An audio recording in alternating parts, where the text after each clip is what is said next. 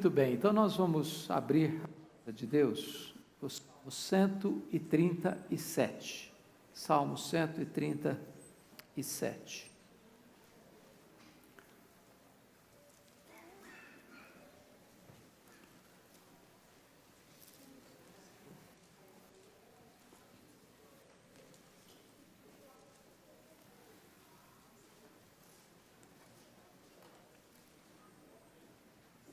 Salmo 137. Se você tem a versão atualizada, como a minha, leia comigo, por gentileza. Salmo 137. Vamos juntos? Às margens dos rios da Babilônia, nós nos assentávamos e chorávamos, lembrando-nos de Sião.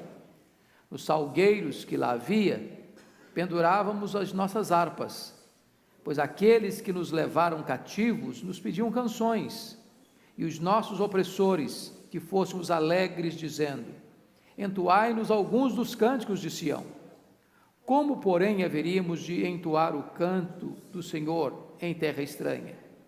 Se eu de ti me esquecer, ó Jerusalém, que se resseque a minha mão direita, apegue-se-me a língua ao paladar, se me não lembrar de ti, se não proferir eu, Jerusalém, a minha maior alegria. Contra os filhos de Edom, lembra-te, Senhor, do dia de Jerusalém, pois diziam: arrasai, arrasai-a até os fundamentos, filha da Babilônia, que hás de ser destruída. Feliz aquele que te der o pago do mal que nos fizeste. Feliz aquele que pegar teus filhos e esmagá-los contra a pedra. Não dá nem para dizer amém no final dessa leitura, né?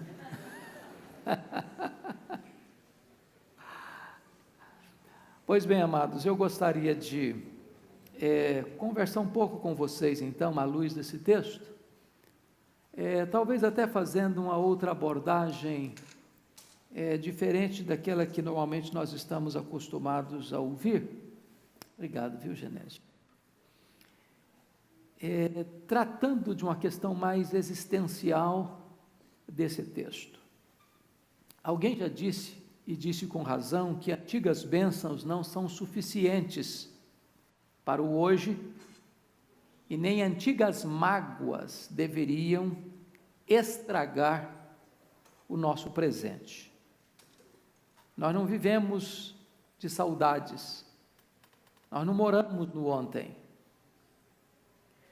E muitas vezes, você e eu, deixamos de viver hoje por causa do ontem. Muitos de nós são infelizes hoje porque não resolveram pendências do ontem. Há muitas memórias amargas, há muitos traumas, há muitas feridas emocionais não curadas. Há muitas lembranças que, ao virem à tona, nos machucam ainda hoje. Há muitos fatos no nosso passado que não foram tratados devidamente. E muitas vezes esse passado se levanta como fantasma para nos assustar, para nos intimidar, para nos assustar. É claro que esse texto está tratando do refluxo do que foi o cativeiro da Babilônia. Vocês se lembram bem desse fato. Era rei de Judá, Ezequias, quando o reino do norte, no ano 722, foi levado para o cativeiro, pela Assíria. O reino do sul, o reino de Judá, ainda permaneceu por mais um tempo, mas não escutou Deus falar, não ouviu os profetas de Deus. Desenvolveram uma espiritualidade mística em relação ao templo, pensando eles: enquanto nós tivermos o templo em Jerusalém, estamos seguros. Chegavam a dizer: templo do Senhor é este, mas apenas para viver dos seus pecados. E chegou um momento em que o juízo de Deus veio também sobre Judá, sobre o reino do sul, cuja capital era Jerusalém. E Nabucodonosor, que é o grande rei da Babilônia, cerca Jerusalém, entrincheira Jerusalém.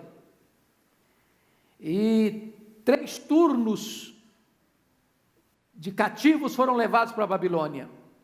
Um em 606 a.C., outro em 596 a.C., e finalmente Jerusalém caiu em 586. A cidade foi não só cercada, porque era uma cidade amuralhada, de tal forma que não havia possibilidade de ninguém nem entrar, não havia provisão. Aí o povo começou a morrer de fome, doença, a ponto das mães comerem os corpos de seus próprios filhos mortos dentro dos muros, a ponto de Lamentações de Jeremias afirmar que mais felizes foram os que morreram à espada do que os que morreram de fome dentro dos muros. E quando não havia mais qualquer chance de resistência, quando o povo já estava rendido à sua própria desdita dentro dos muros, Nabucodonosor entrou, destruiu os muros, incendiou o templo de Salomão, que era uma obra magnífica, arrasou com a cidade, deixou pedras e mais pedras reviradas, escombros, ruínas, passou ao fio da espada homens e mulheres, forçou as jovens, pisou como lama nas ruas as crianças e os velhos, e levou para o cativeiro uma massa. Esse cativeiro durou 70 anos. E alguns deles... o som parece que está... Quer que eu pegue outro, filho? Eu vou tirar esse aqui então, porque aí eu fico mais solto, né?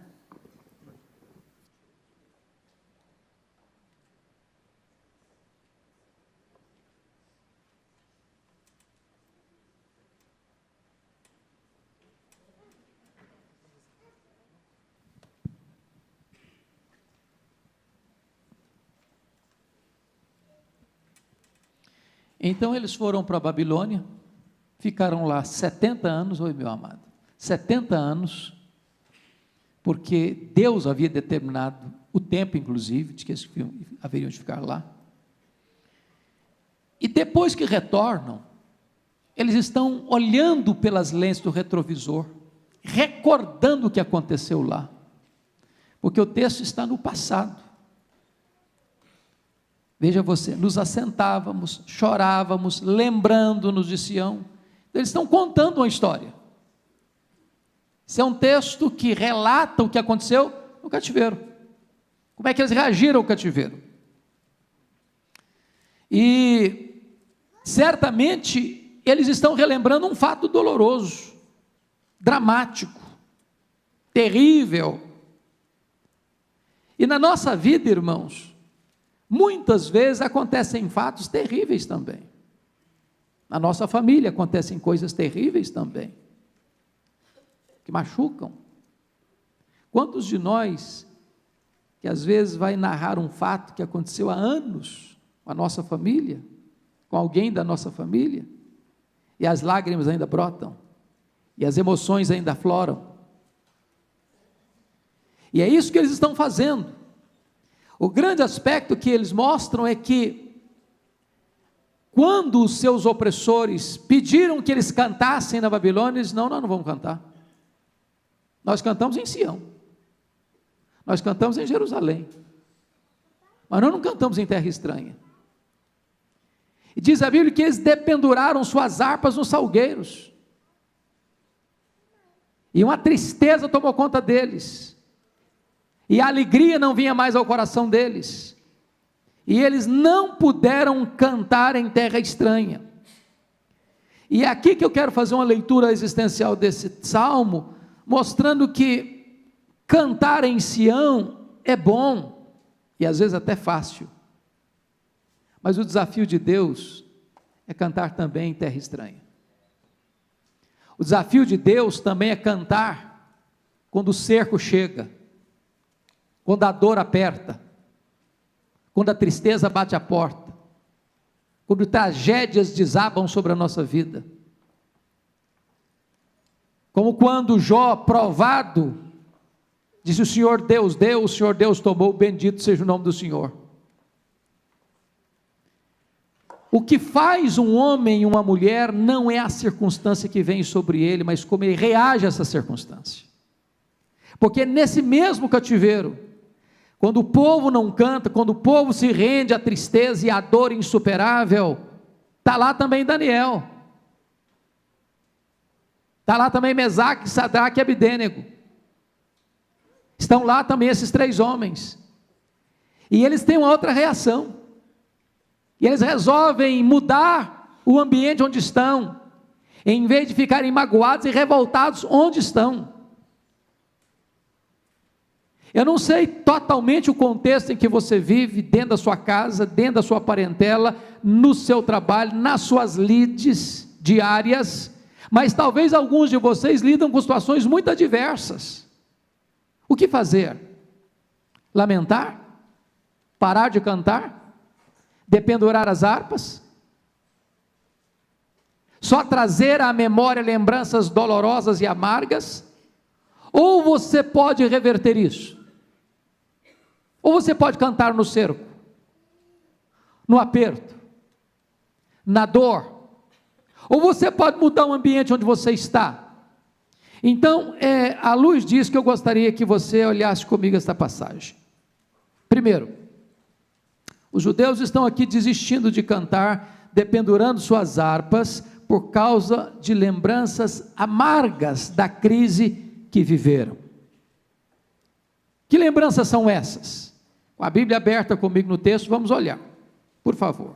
Primeiro, eles enfrentaram a crise da desinstalação, às margens dos rios da Babilônia. Ou seja, eles estão onde não gostariam de estar, onde não planejaram estar, onde não pediram para estar. Eles não estão, eles foram levados, eles não foram arrancados. Eles perderam sua terra, sua bandeira, sua liberdade, seu templo, seu ritual religioso, sua cultura. Eles foram tirados à força, arrancados do seu meio, e eles estão desterrados. Olha vocês no verso 3 comigo, quando diz: aqueles que nos levaram cativos, eles se tornaram impotentes para reverter a situação, eles não são donos da agenda deles, estão oprimidos. Olha comigo, por gentileza, o que eles dizem aí, os nossos opressores, eles se sentem oprimidos, achatados e esmagados, sem qualquer recurso, esgotamento total de recursos. E é nesse contexto que a Bíblia diz que eles dependuraram as suas harpas, eles pararam de cantar. Talvez você hoje está onde não gostaria de estar. Talvez você está em São Paulo por circunstâncias, e o pastor Arival constantemente nos ensina e nos ajuda a dizer: você tem que amar esse negócio aqui. Eu nunca esqueço, uma vez morava em Vitória, perguntei ao pastor Augusto Nicodemos, que morava aqui, disse: e aí, como é que é morar em São Paulo? Ele disse o seguinte: é uma loucura, mas é bom. Tem hora que eu vou pregar aqui em São Paulo, saio da minha casa, gasto 1h30, 2 horas para chegar onde eu vou pregar aqui dentro de São Paulo. Tem hora que eu murmuro por dentro, às vezes um pouquinho, mas quando eu chego, diz: é bom, é bom. Às vezes você não está onde você gostaria de estar, mas não dependure suas harpas, não murmure, não entre nessa onda de reclamação, de tristeza crônica. Segundo lugar, olha comigo, eles pararam de cantar, porque estão enfrentando uma crise de apatia coletiva. Olha o verso 1 ainda: nós nos assentávamos. Veja você que é um grupo sem exceção. Todo mundo está aqui rendido à apatia. E a apatia o que é? É desânimo crônico. O que é apatia? É a morte da esperança. O que é apatia? É aceitação passiva da derrota. É a decretação do fracasso. É você dizer o seguinte: não adianta lutar. O que eu tenho que fazer é aceitar naturalmente o que aconteceu. Apatia é apostar que a crise é imutável, que as tragédias são irremediáveis, que nada nem ninguém vai dar um jeito nesse caos. É jogar a toalha, é conformar-se com a derrota. Porque notem vocês que eles não estão assentados ao redor de uma mesa traçando um plano. Eles não estão assentados ao redor de uma mesa pensando, o que vamos fazer? Já que estamos aqui, qual a nossa postura? Qual a nossa atitude? Como é que nós podemos mudar esse cenário? Como é que nós vamos reagir? Não, eles não estão assentados para planejar, eles não estão sentados para planejar o futuro, para pensar no que vão fazer, como vão influenciar a Babilônia, como Daniel pensou. Eles estão assentados, flertando com a miséria, olhando para a direção do nada, achando que não existe nenhuma saída, nenhum retorno. Falta sonho para sonhar no coração deles. E eu pergunto para você hoje, como é que você está reagindo diante de alguns dramas da sua vida? Já entregou os pontos? Já jogou a toalha? Já acha que não tem mais jeito não? Para a sua vida, para o seu casamento, para o seu coração, para a sua família? Você não pode parar de cantar diante das circunstâncias adversas. Terceiro lugar, veja comigo, por que eles pararam de cantar? Terceiro lugar, porque enfrentaram juntos a crise da melancolia. Olha ainda o verso 1. Assentávamos e fazíamos o quê? E chorávamos. Assentávamos e chorávamos. Tem hora que o choro é bom mesmo. Tem hora que chorar faz muito bem. Mas tem hora que chorar, só chorar, significa o seguinte: não tem mais jeito não. Não tem mais saída não. Tudo ao redor para eles estava empapuçado de dor e tensão. Eles se reuniam para fazer o grande coral dos gemidos, dos lamentos. E aí, irmãos, é muito triste quando a nossa alma, muitas vezes, é tomada por essa melancolia crônica, onde paramos de cantar, paramos de sonhar, paramos de planejar, paramos de agir, paramos de reagir, quando nós nos capitulamos a uma dor que para nós é incurável.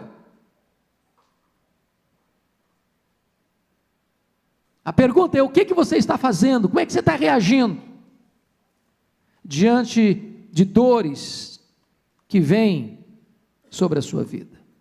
Quarto lugar, por que eles pararam de cantar?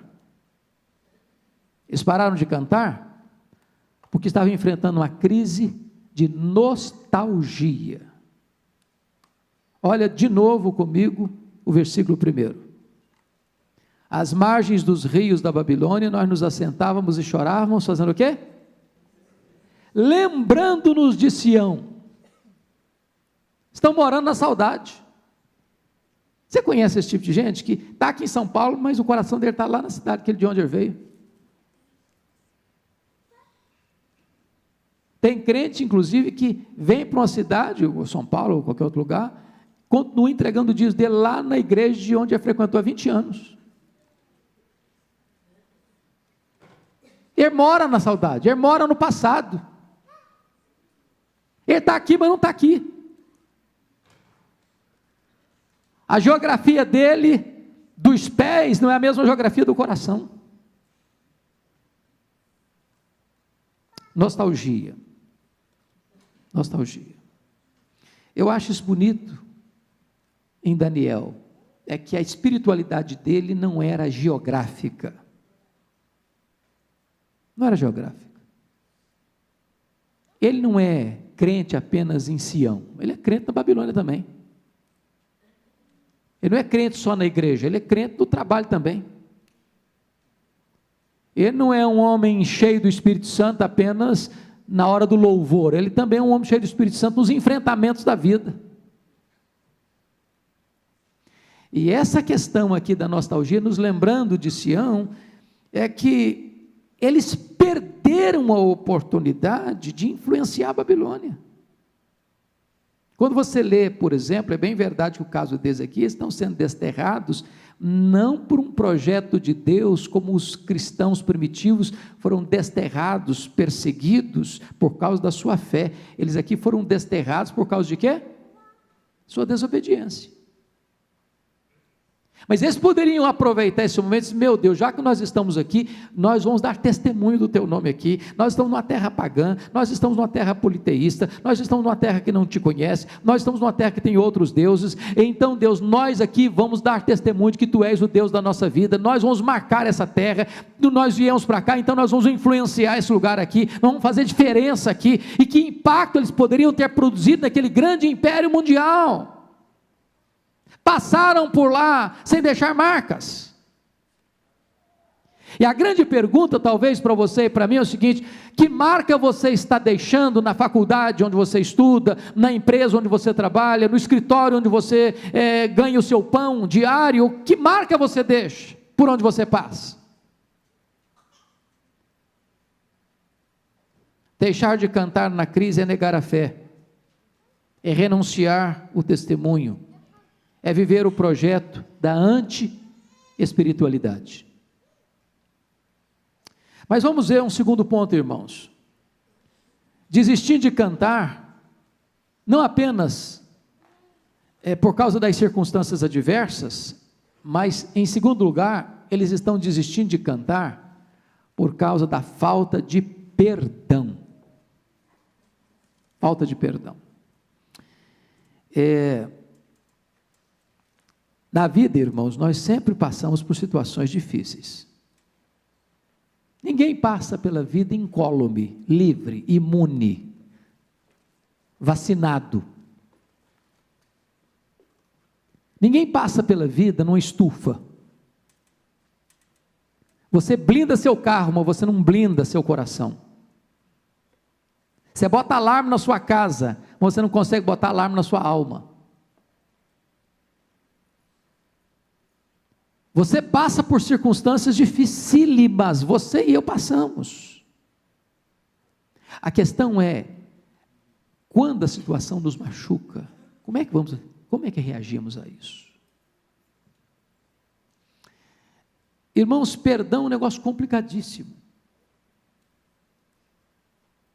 Porque não perdoar é azedar a alma, é atormentar a vida para o resto da caminhada. Eu estava viajando essa semana e olhando uma placa lá dos Estados Unidos, aquilo me chamou muita atenção, uma placa enorme, com a cena de 11 de setembro de 2001, e a frase dizia o seguinte: nós não esquecemos.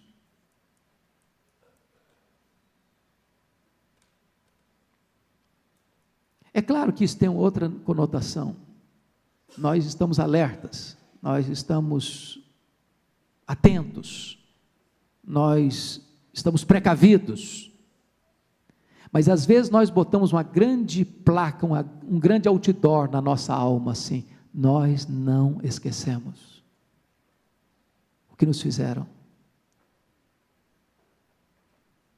nós não esquecemos o que as pessoas falaram conosco, nós não nos esquecemos do que aconteceu conosco no passado. Olha, por favor, versículos 5 a 9, a descrição que ele faz acerca de Jerusalém: se eu me esquecer de ti, ó Jerusalém, que se me resseque a minha mão direita, apegue-se me a língua ao paladar. E aí, sobretudo, a partir do verso 7, ele vai trazer uma descrição muito forte da questão de Edom, contra os filhos de Edom. Lembra-te, Senhor, e daqui a pouquinho eu vou tratar melhor isso. Eu não sei se vocês estão lembrados lá do livro de Obadias, que é o menor livro da Bíblia, do Velho Testamento. Quando a Babilônia cercou Jerusalém, muitos judeus tentaram escapar, fugindo pelas brechas dos muros quebrados, e os edomitas lá de cima olhando, e eles iam para as encruzilhadas, gritando: arrasaia, arrasaia, arrasaia, falando para os babilônios arrasar mesmo Jerusalém, e os judeus que tentavam fugir, eles vinham e matavam. Isso ficou registrado no cofre da memória, a mágoa, a dor, o ressentimento, a revolta, o azedume da alma. E agora eles estão pedindo aqui, veja você, verso 7, contra os filhos de Edom, lembra-te, Senhor, do dia de Jerusalém. Ainda estão pedindo para Deus entrar no sentimento de vingança deles, para Deus ser parceiro deles. No verso de número 8, eles profetizam a destruição da Babilônia, filha da Babilônia que há de ser destruída. Feliz aquele que te deu o pago. Né? O crente não tem essa reação, tem? Você vai me pagar? Feliz aquele que deu o pago a você. Você fez comigo? Outro vai fazer com você, e um dia que ele fizer, eu vou estar rindo, vou estar muito feliz, vou celebrar a sua ruína. Mas o que ele faz no verso 9 é dramático. Eu vou voltar a esse verso 9, mas olha aí comigo, que tipo de felicidade é essa aqui? Feliz aquele que pegar teus filhos e esmagá-los contra uma pedra. Está com muito ódio, não? Então, eu queria tratar disso com você, do perigo que é você morar no passado. No passado de dor, no passado de injustiça, no passado onde você foi ferido. Porque às vezes, irmãos, é esse passado que não está curado na nossa alma, que precisa ser resolvido.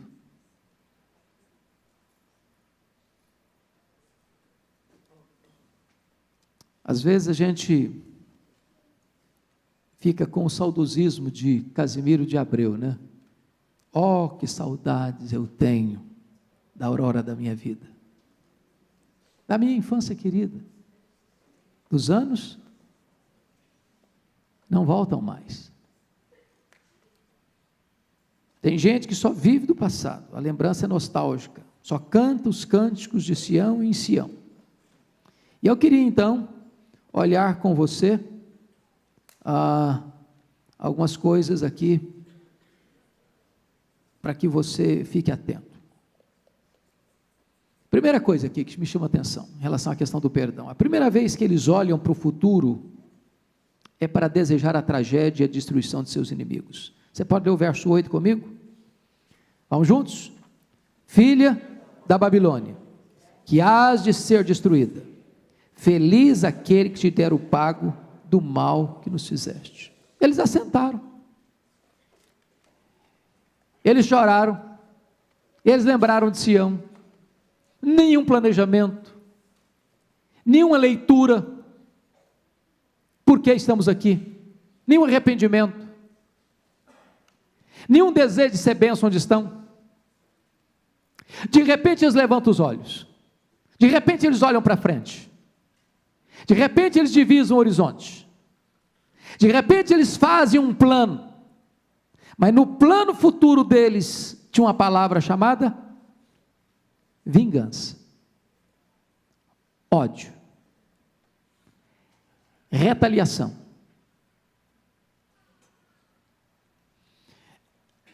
Eles viviam o tempo todo ligados à nostalgia, lembrando Sião. Agora eles olham para o amanhã e fazem do mesmo sócio da tragédia. Eles querem que o amanhã chegue de mãos dadas com o que mata, com o que arrasa, com o que destrói. Na verdade, eles querem um holocausto.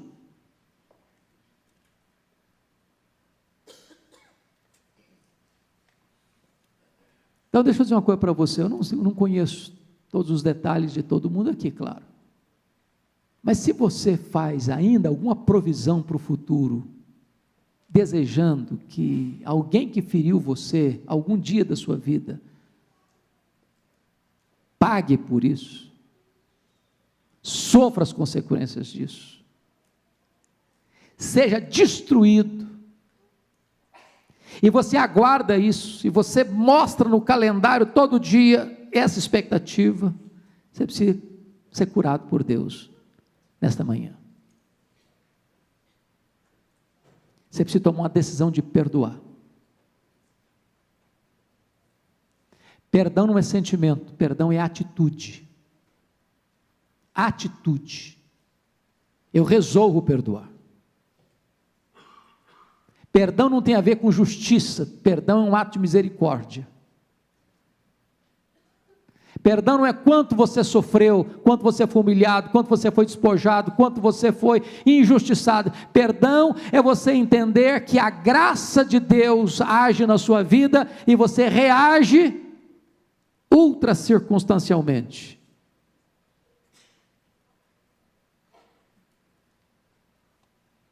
Se você perceber, eles profetizam a destruição da Babilônia e não abrem qualquer possibilidade de mudança de arrependimento para a Babilônia. Para eles o caos é irremediável, eles se colocam na contramão de toda a espiritualidade, eles perdem a capacidade de amar e de perdoar.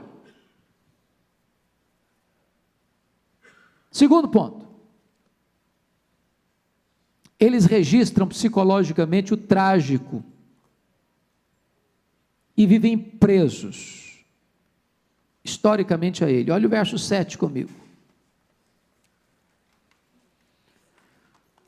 Contra os filhos de Edom, lembra-te, Senhor, do dia de Jerusalém. Grife essa expressão, do dia de Jerusalém.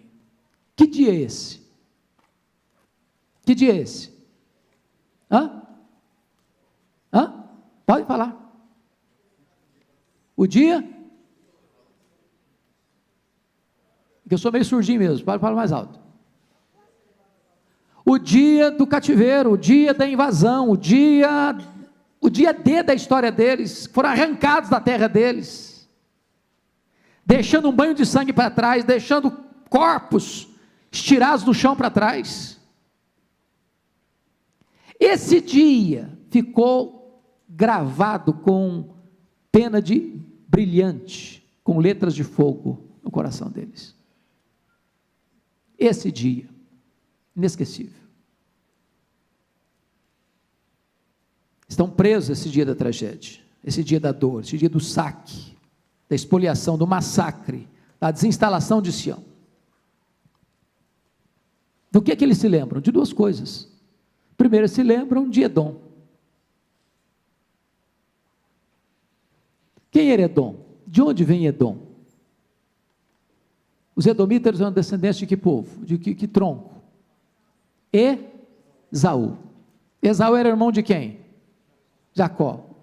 Os israelitas eram descendentes de que tronco? De Jacó.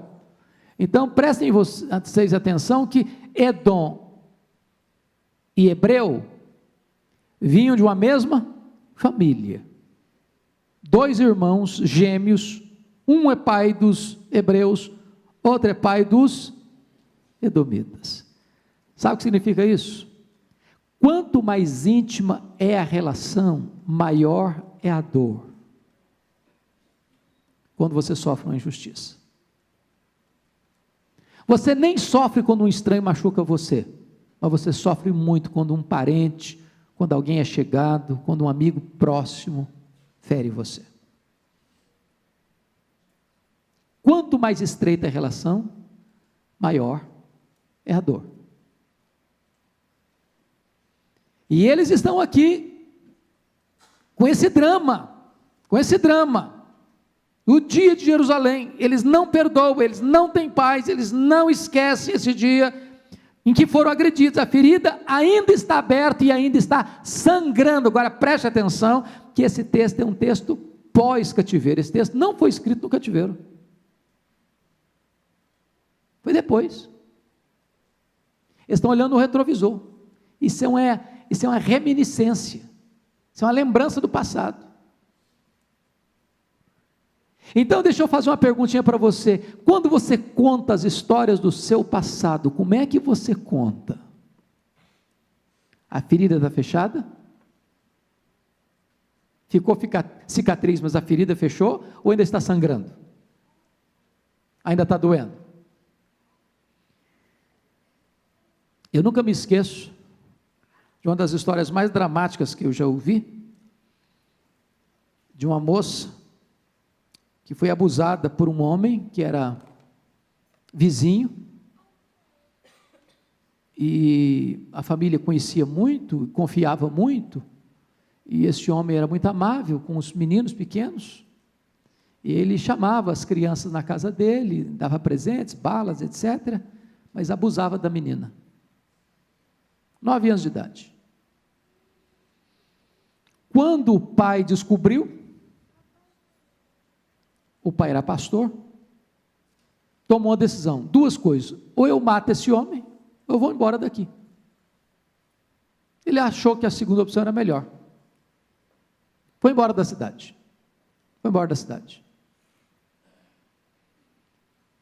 Essa moça preparou-se para o casamento, conheceu uma pessoa, ainda muito machucada e ferida, mas conheceu uma pessoa, e resolveu se casar. Ela estava fazendo os preparativos do casamento, e soube que havia uma pessoa na cidade, onde ela estava agora morando, que era a pessoa que fazia bolo de casamento para quase todo mundo lá, era uma cidade pequena, e ela então é levada lá, para fazer, convidar, acertar o detalhe do bolo do casamento. Quando ela chega, uma surpresa, o homem confeiteiro do bolo era exatamente o homem que havia abusado dela. Quando ela olhou para o homem, ela saiu correndo, a ferida sangrou de novo, e ela disse: meu Deus, eu não posso nem me casar, eu não estou bem, estou perturbada, estou magoada, estou ferida, se eu me casar nessa circunstância, eu vou fazer meu marido infeliz. E ela botou o joelho no chão e disse: Deus, o Senhor me ajude, eu não posso avançar na vida sem resolver essa pendência. E Deus agiu de uma maneira tão miraculosa no coração dela, que ela resolveu, ela não sentiu não, ela resolveu perdoar aquele homem. Porque quando você resolve, Deus dá a você o poder, o sentimento. E ela chega para esse homem e diz para ele assim: eu vim aqui contratar o bolo para o meu casamento, e eu sei quem é o Senhor, eu sei o mal que o Senhor me fez, mas eu tomei a decisão de perdoá-lo. O Senhor está perdoado em nome de Jesus, eu estou curada. E essa mulher, ao dar esse testemunho para mim, numa longa conversa que tivemos, ela remata a conversa dela numa frase que eu nunca mais esqueci. Ela diz assim: perdão é lembrar sem sentir dor. Perdão é lembrar sem sentir dor. Porque lembrar não tem jeito de não lembrar, irmãos. Nem depende de você lembrar ou não lembrar. Isso vem na sua mente, querendo você ou não, gostando você ou não. Você não tem o poder de deletar as coisas da sua mente. Você não tem o poder de amnésia voluntária. Mas perdoar significa o seguinte: ainda que isso venha à sua mente, à sua memória, você diz: isso está resolvido, eu não sofro mais. Perdoar é lembrar sem sentir dor. É por isso que os hebreus não perdoaram, eles lembram do dia de Jerusalém. Terceiro lugar, Eles registram não apenas o dia da tragédia, como também as verbalizações de agressividade dirigida a eles. Notem que é coisa diferente. Primeiro estão lembrando o fato, agora estão lembrando as circunstâncias e os detalhes do fato. Olha o verso 7b. Contra os filhos de Edom, lembra-te, Senhor, do dia de Jerusalém, pois diziam, arrasai-a, arrasai-a, até os fundamentos. Meus irmãos, essa frase, arrasai-a, arrasai-a, até os fundamentos, ficou gravado. O gravador fixou isso.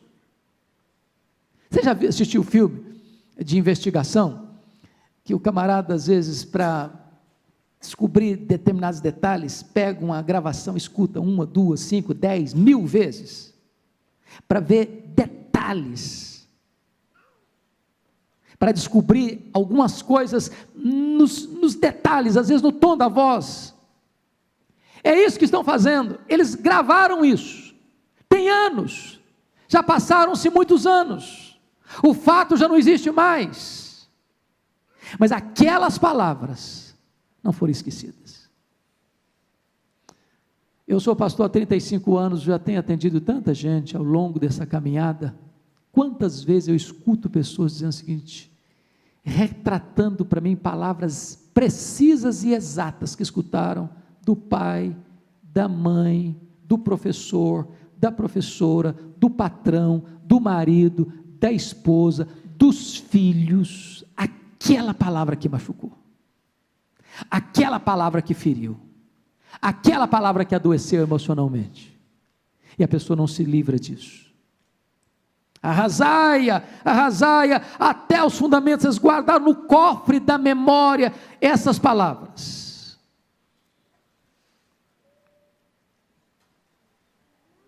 Quarto lugar, eles não perdoam, porque eles acabam tendo um conceito estúpido do que significa ser feliz na vida. Olha comigo, versos 8 e 9, você pode ler comigo 8 e 9, vamos ler junto de novo? Filha da Babilônia, que hás de ser destruída, feliz aquele que te der o pago do mal que nos fizeste, feliz aquele que pegar teus filhos e esmagá-los contra a pedra. Pensem comigo nisso. A violência é motivo de choro e não motivo de alegria. Não combina com a fé cristã feliz e em seguida vingança, morte, tragédia. Isso é uma inversão da espiritualidade cristã. Esses israelitas tornaram-se duros, cáusticos, desumanos, cruéis, iguais aos seus inimigos. Às vezes nós, querendo dar o troco, nos tornamos iguais ou até piores do que aqueles que nos oprimiram. Então vamos ver aqui duas coisas. Primeiro, eles vivem a neurose da vingança, no versículo 8, eles querem vencer o mal com o mal, eles querem pagar o ódio com o ódio, quem odeia, quem não perdoa, claro, não consegue cantar. Por que não consegue cantar? Porque não consegue perdoar, não dá para cantar sem perdão. Feliz aquele que te der o pago do mal que nos fizeste.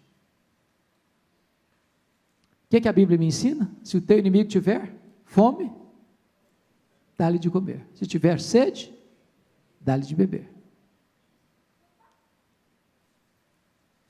O que você vai fazer com o seu inimigo? Juntar brasas vivas na cabeça dele. Não é água fervendo, não. É brasa viva. É você pedir a Deus em oração, Deus, me dá uma oportunidade de abençoar aquela pessoa. Me dá uma oportunidade de servir aquela pessoa. Me dá uma oportunidade, Deus, de fazer algo surpreendente para aquela pessoa. Segundo, Eles desejam mal até mesmo contra quem não tinha feito nada contra eles. Olha o versículo 9, por gentileza. Feliz aquele que pegar teus filhos e esmagá-los contra a pedra. Os filhos não tinham feito nada, os que tinham feito eram os pais. Mas o ódio é irracional. O ódio procura destruir até aquele que não fez mal para você. Quem de nós não conhece na história da saga brasileira os crimes de família em tantos redutos dessa nação? O cara vai lá e mata um, aí vai lá e mata o outro. Aí isso não para nunca. E aí começa a perceber o seguinte, que aqueles troncos que foram as causas da inimizade já não importam mais. Não importa mais, aí mata filho, mata neto, mata primo, mata isso. É da família, morre. Não faz mais sentido. E aqui estão os servos de Deus, fazendo um pedido, expressando um desejo, manifestando uma vontade, querendo que algo aconteça. Feliz é aquele que pegar teus filhos e esmagar a cabeça deles numa pedra.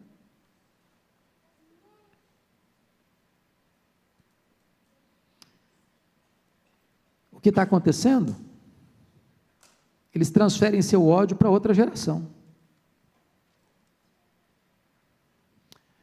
E aqui, irmãos, há uma palavra para nós, para o nosso coração, porque nós vivemos num mundo de injustiça, de violência, de trapaças, de enganos, de tanta coisa, e se você não tomar cuidado, você pode ter fuligem na sua alma, de mágoas, que vão amarrar seus pés. Quinto lugar, por que eles não perdoaram?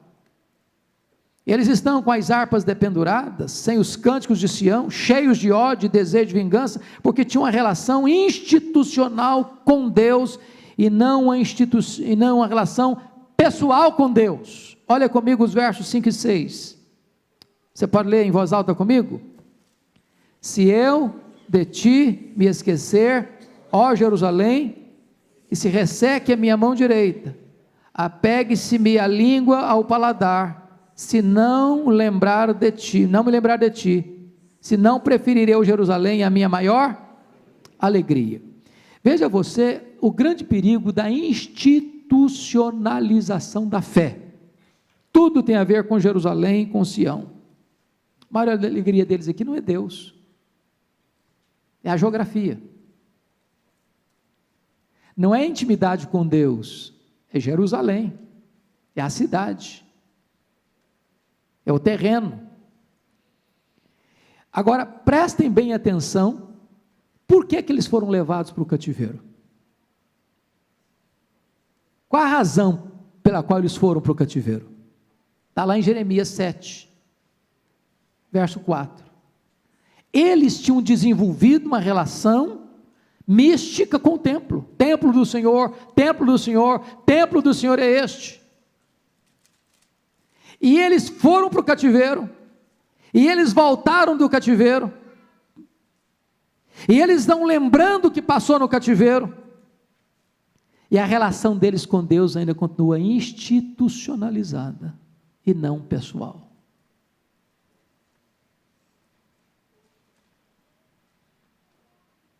O negócio deles é Sião, o negócio deles é Jerusalém, e não o Deus de Jerusalém. O templo e não o Deus do templo. Muito cuidado para que você não tenha uma fé apenas religiosa, apenas institucionalizada. Eu conheço, talvez você conheça também, gente que morre pela igreja instituição, mas não luta, não levanta um dedo pela causa do Senhor. Gente que morre pela religião, pela denominação, mas não tem nenhum amor a Deus. E eu não estou dizendo que você não deva ter amor à igreja, amor à instituição, amor à denominação. Estou dizendo que você não pode substituir sua relação pessoal com Deus pela sua fé institucionalizada.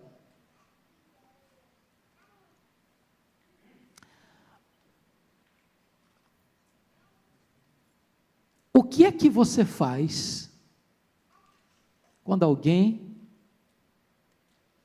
age com você de maneira que não é a maneira que você esperava que ele agisse?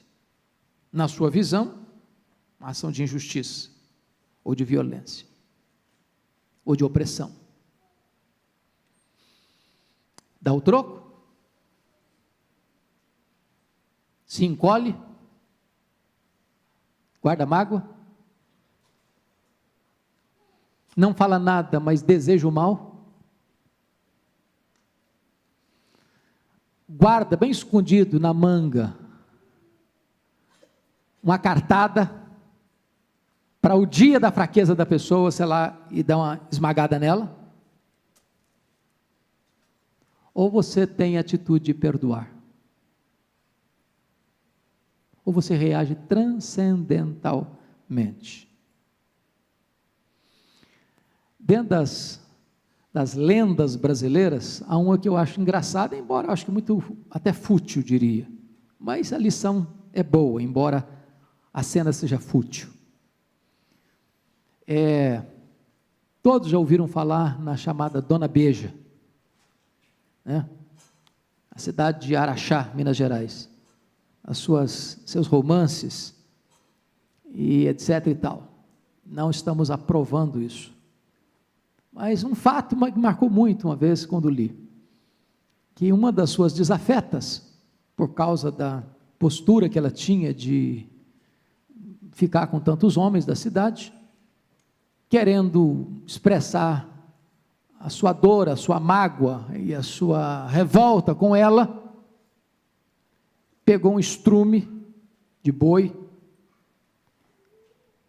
parecendo uma pizza, as bordas bem recheadas, fez um bom embrulho, papel de celofane, laço amarelo, e mandou para ela. O portador não sabia o que tinha lá dentro, levou. Fulano de tal mandou para a senhora. Pega, abre, era estrume. Ela disse para a pessoa, para o portador, fica um pouquinho, eu tenho também um presentinho para mandar. Foi lá no quintal dela, pegou as flores mais bonitas que ela tinha, fez um buquê bem bonito, escreveu um bilhete assim: cada pessoa dá o que tem.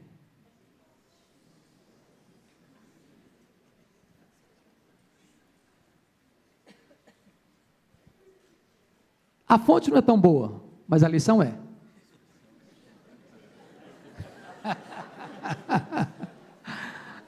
A lição é boa. O que você faz com as pessoas que fazem mal a você? Devolve na mesma moeda? Ou você é capaz de mandar flores para quem feriu você?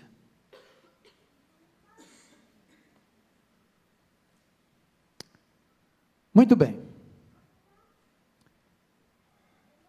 Eles estão dependurando as harpas em que lugar? Vamos voltar de novo para o verso 1 para encerrar. Às margens dos rios da Babilônia, nós nos assentávamos e chorávamos, lembrando de Sião. Nos salgueiros que lá haviam, pendurávamos nossas harpas.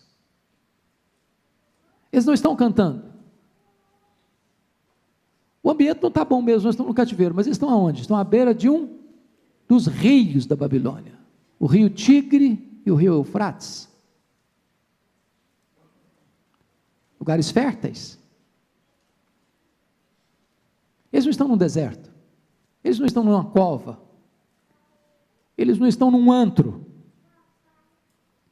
eles não estão num curtume, eles não estão algemados, eles estão em Campinas Verdes, em águas correntes, debaixo de árvores frondosas, tem sombra,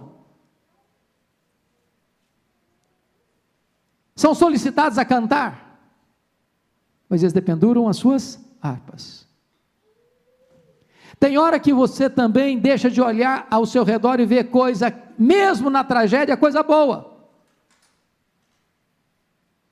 Você tem uma casa para morar, você tem uma cama para dormir, você tem roupa para vestir, você tem pão sobre a sua mesa, você tem carro para andar, e se não tem carro, tem ônibus, tem metrô, tem trem, tem táxi, tem bicicleta, só não tem moto, que moto a gente devia aposentar. Moto a gente devia nem usar. Olha ao seu redor e veja que apesar das lutas que você enfrenta, tem coisa boa ao seu redor.